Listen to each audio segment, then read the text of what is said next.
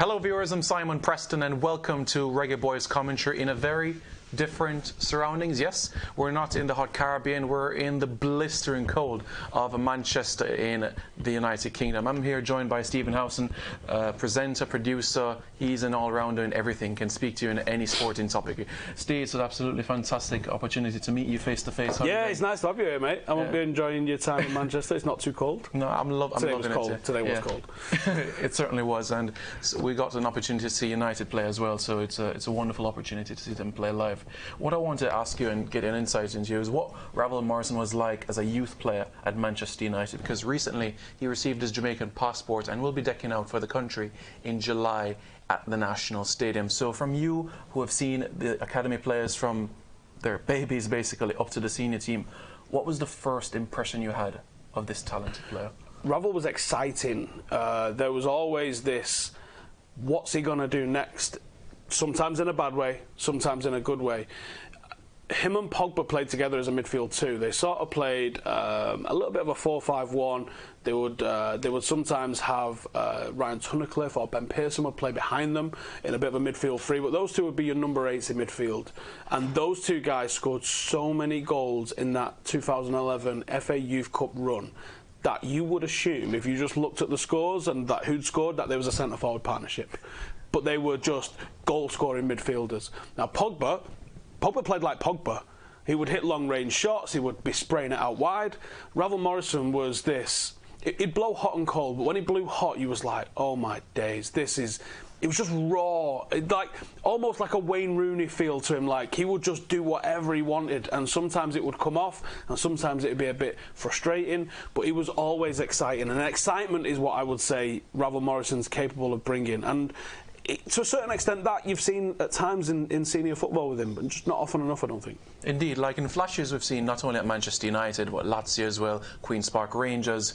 Do you know if it was perhaps off-the-field issues, family issues that perhaps didn't help him to reach that full potential as a professional? Yeah, I believe there's been attitude issues, and some of his attitude towards training, certainly when he was over in Italy, has been a little bit of an issue. I know he enjoyed a little bit of a good run over with Atlas in Mexico. I do hope he's a player that can get his career back on track, because like all the lads, Pogba and Lingard obviously still at Manchester United after that, but there's so many other lads making careers, with Michael Keane. It was a great vintage year for United, and it'd be good to see another player that could come out of there and make a proper career, because the world was at his feet, and it's still at his feet to a certain extent. He's still young enough to go and finish really strongly. I think he can play in a top 5 league in the world, and and obviously he's going to be getting some international football experience as well. Indeed. Just so viewers are aware as well, he's currently playing with Östersunds in the Swedish top flight. He also made an assist on debut in the 3rd round of the Swedish Cup. Steve, when Sir Alex Ferguson said he was one of the most talented prospects to come out of the club, put him in the same breath as Paul Scholes, did you agree with Sir Alex at the time? Talent by itself. You can't ever really disagree with Sir Alex, can you? He could tell you the sky's red and you'd be like, yeah, I guess the sky's red now. I always thought people over-egged it a little bit. I thought people rose-tinted looking back on Morrison.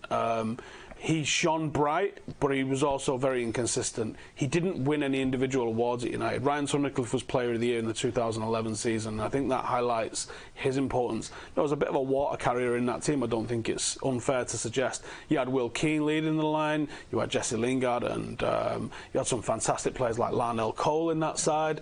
It was a very, very good side, and he was a good player in a good side, but I think calling him the most talented prospect to come through a very talented academy that's had the likes of Ryan Giggs, Beckham, Scholes, and even the likes of Wes Brown, Pogba and Lingard themselves, I think is a little bit of a stretch. I think it was more of a want than an actual case that he was. And finally, just before we wrap up, Steve, he's 26 now, will be 27 next year.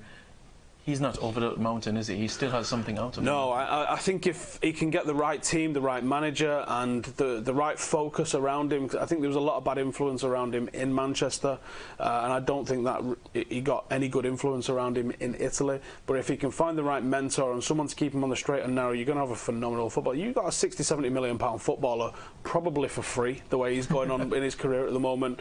For you guys, for the national team, I think he could be a phenomenal asset if someone can get get him to really buy into what the national team's trying to do, you can utilise his talent and probably take you guys to the next level and maybe have a little bit of success with him. Steve, thanks very much. Really appreciate you coming on the show.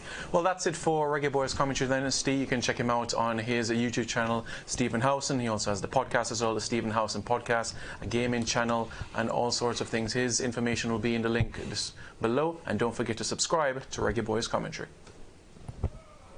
How's that for you? Brilliant. Cheers. Sorted. Yeah, I'll just go and give Will your email address and get you transferred over. Cheers.